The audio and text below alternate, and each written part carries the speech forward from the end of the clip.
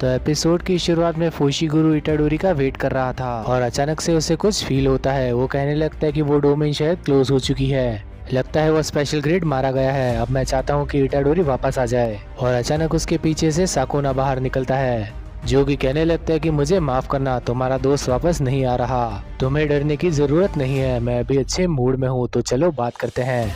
तुम्हारा दोस्त बिना डील किए वापस नहीं आ सकता। अब उसे चेंजिंग में प्रॉब्लम हो रही है, चाहे वो कुछ भी कर ले, वो मुझे टेक ओवर नहीं कर सकता।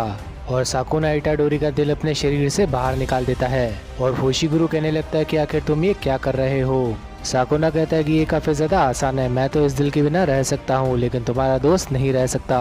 अगर उसने स्विच किया तो वो मारा जाएगा। और इसके चलते साकुना अपनी एक और फिंगर खा लेता है। फुशिगुरु सोचता है कि इसे ये फिंगर जरूर स्पेशल ग्रेड से मिली होगी। और साकुना कहता है कि तुम्हें मुझसे डरना चाहिए, क्योंकि अब मैं फ्री हूँ और अब मैं तुम्हें मारने वाला हूँ। फुशिगुरु कहने लगता है कि इस दुनिया को सिर्फ एक ही चीज कॉमन मिली है, वो है इस दुनिया की कड़वी सच्चाई। वो कहने लगता है कि तुम्हें ये चीज समझ नहीं आएगी, लेकिन इटाडोरी जरूर वापस आएगा, चाहे वो मर ही क्यों ना जाए। साकुना कहता है कि तुम उस पर काफी ज्यादा भरोसा करते हो, वो बाकी लोगों से थोड़ा ही ज्यादा ताकतवर था। तुम्हें उसे कुछ देर पहले देखना चाहिए था, जब वो अंदर रो रहा था, वो अपने आप को लेकर पछता रहा था। तो एक बात तो क्लियर है, इसके अंदर अपने आप को मारने की हिम्मत नहीं। फुशिगुरु देखता है कि इसका लेफ्ट हैंड तो वापस आ चुका है, यानी सुकुना ने अपने आप को सेल्फ हील किया है। साकुना भले ही इटाडोरी की बॉडी पर हावी हो चुका है, लेकिन इटाडोरी को अपने दिल के बिना काफी ज्यादा तकलीफ होगी। मुझे किसी तरह से उसे अपनी बातों में लाकर उसके दिल को फिर से ठीक करना होगा।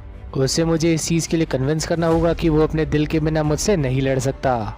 क्या मैं ऐसा कर पाऊंगा? क्योंकि जब पिछली बार स्पेशल ग्रेड आया था तब मैं हिल भी नहीं पाया था, लेकिन इस बार मुझे ऐसा करना होगा।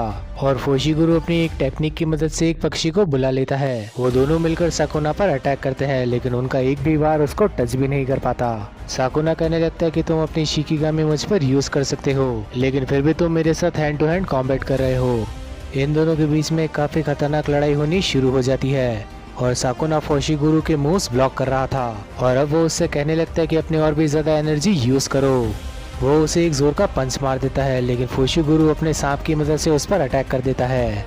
वो उसे आसमान में ले जाने के बाद अपने पक्षी से अटैक करवाता है, लेकिन साकुना का इस पर कोई असर नहीं होता और वो बड़ी ही आसानी के साथ उस सांप को भी खत्म कर देता है। और नीचे आने के साथ वो फुशिगुरु को हवा में फेंक देता है, और हवा में ही वो फुशिगुरु को काफी देर तक मारने लगता है, लेकिन अचानक से उसका पक्षी आकर उससे बचा लेता है। फुशिगुरु सोच रहा था कि मुझे फर्क नहीं पड़ता कि आखिर ये कौन सा जुजुत्सु है, लेकिन ये काफी ज्यादा अलग है। अब साकुना उन दोनों को ही नीचे गिरा देता है, और फुशिगुरु सोचने लगता है कि मैंने अपनी एक शिकिगामी को पहले ही खो दिया है, मुझे इसे भी रिलीज कर देना चाहिए इससे पहले कि ये मर जाए। साकुना कहने लगता है कि मुझे समझ आ गया, तुम अपनी शैडोज की मदद से इन सभी चीजों को कंट्रोल करते हो, और इसीलिए मुझे ये चीज समझ नहीं आई कि तुम पहले वहाँ से क्यों भाग गए।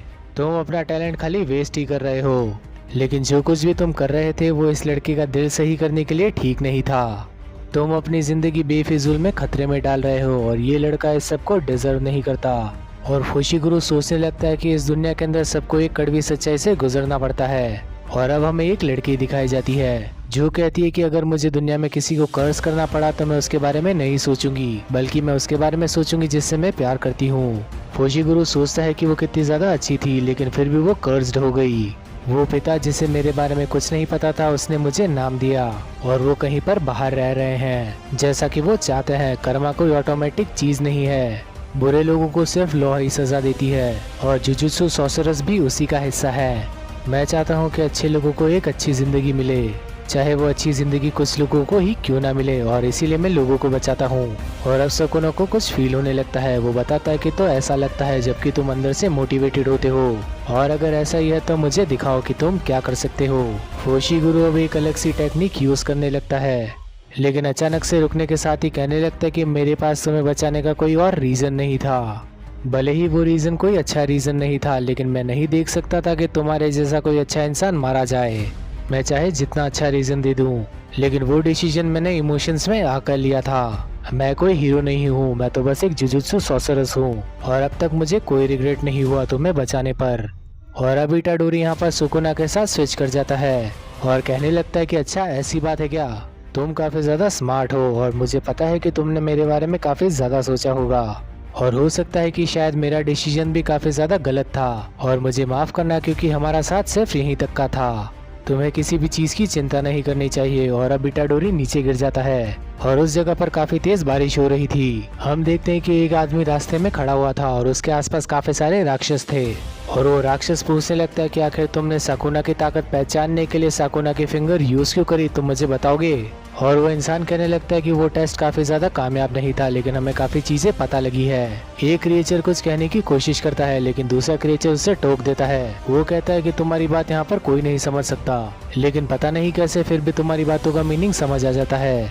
ये लोग खाना खाने अब एक रेस्टोरेंट के अंदर जाते हैं और मुर्दा घर के अंदर गोजू को एक ऑफिसर सारी बातें समझा रहा था और अब गोजू कहने लगता है कि ये सब कुछ जानबूझकर किया गया है। उन सभी फर्स्ट ग्रेड्स को उस जगह पर लड़ाई के लिए नहीं भेजना चाहिए था। मैंने ही इटाडोरी के एग्जीक्यूशन को सस्पेंड करवाया था, लेकिन कई सारे लोगों को ये चीज़ पसंद नहीं आई थी और मेरी एब्सेंस में उन लोगों ने उन्हें वहाँ पर भेज दिया ताकि वो इटाडोरी को मरवा सके। अगर वो दोनों भी मारे जाते तो मेरे लिए काफ़ी मुसीबत की बात हो जाती और उन लोगों के लिए एक तीर से दो निशाने हो जाते। वो ऑफिसर कहता है कि जब वो न्यूज़ आई थी तब किसी को नहीं पता था कि वो स्पेशल ग्रेड है। गोजो कहता है कि कल्प्रिट को ढूंढना काफी ज्यादा मुश्किल वाला काम है, लगता है मुझे सभी हायर ऑफिशियल्स को मार देना चाहिए। और अब वहाँ पर येरी आ जाती है जो कि कहने लगती है कि तुम काफी ज्यादा इमोशनल हो रहे हो, लगता है ये तुम्हारा काफी ज्यादा खास था।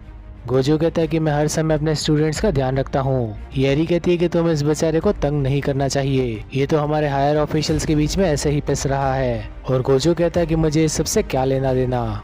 येरी बॉडी चेक करने के साथ कहने लगती है तो ये है साकुना की वेसल। गोजो कहता है कि बस इसका ध्यान रखना। दूसरी तरफ नोबारा कहती है कि क्या ये पहली बार है जब तुम्हारा कोई पार्टनर मरा है। फोशिगुरु कहता है कि हाँ ये पहली बार है जब कोई मेरी सेम एज का मरा है। मुबारा कहती है कि फिर भी तुम अपने आप को काफी अच्छी तरीके से संभाल रहे हो। और फोशिगुरु कहता है कि तुम भी। मैं तो अपने आप को संभालूंगी ही, मैं तो अभी उससे सिर्फ 2 हफ्ते पहले मिली थी, मैं जिस इंसान को जानती ही नहीं उसके बारे में कैसे बुरा फील करूं।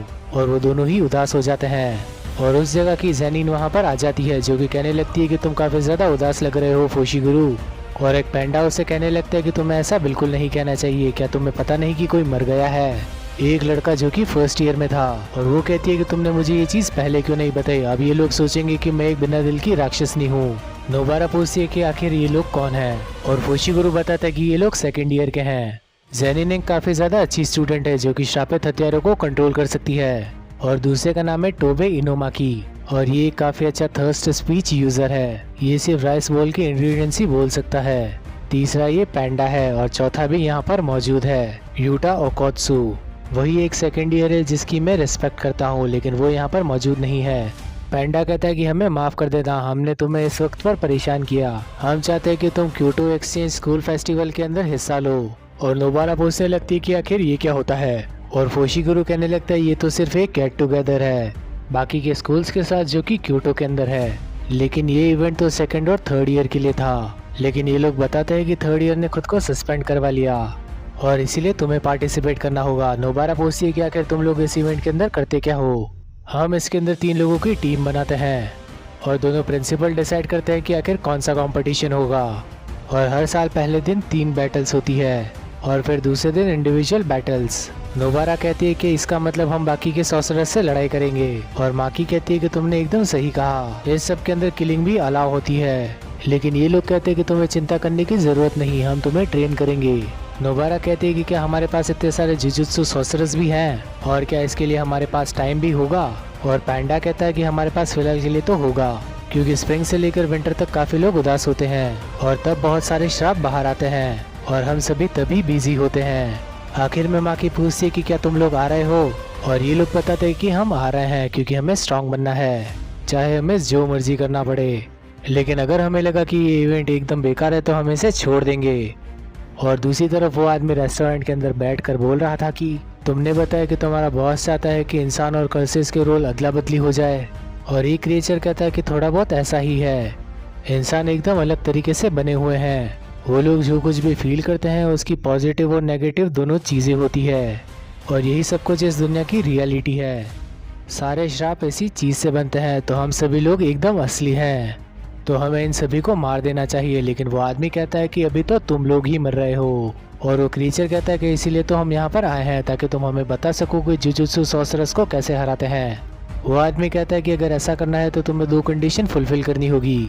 नंबर 1 कि तुम्हें गोजो सातोरू को लड़ने से रोकना होगा क्योंकि वो काफी ज्यादा पावरफुल है, और दूसरा यानी कि तुम्हें साकुना को अपनी तरफ करना होगा।